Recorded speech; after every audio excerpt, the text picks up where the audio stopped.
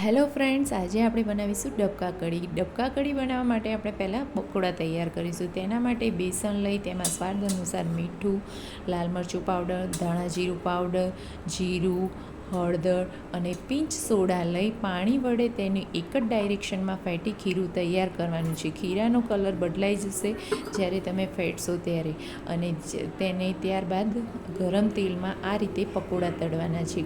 પકોડાનો colour જ્યારે golden crispy કલરનો થઈ જાય ત્યારે પકોડા આપણા રેડી છે. તેને કાઢી અને એક પ્લેટમાં મૂકો. હવે આપણે કઢી બનાવવાની છે. તેના માટે એક બાઉલમાં છાશ લઈ તેમાં બેસનનો લોટ હલાવી 5 મિનિટ માટે તેને સાઈડમાં કરો. હવે એક પેનની અંદર આપણે તેલ અને ઘીનો વઘાર કરીશું, જેમાં ગરમ મસાલા, પછી તમે હળદર, હિંગ અને આદુ લસણ મરચાંની પેસ્ટ, કઢી પત્તા નાખી તેનો સારો તડકો તૈયાર કરો. ત્યારબાદ તેને આપણે તૈયાર કરેલું છાશનું મિશ્રણ એડ કરીશું.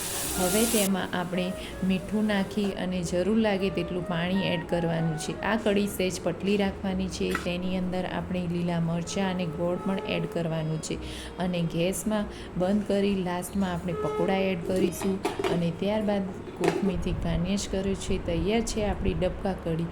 Like, share and subscribe. Thank you. હર હર મહાદેવ.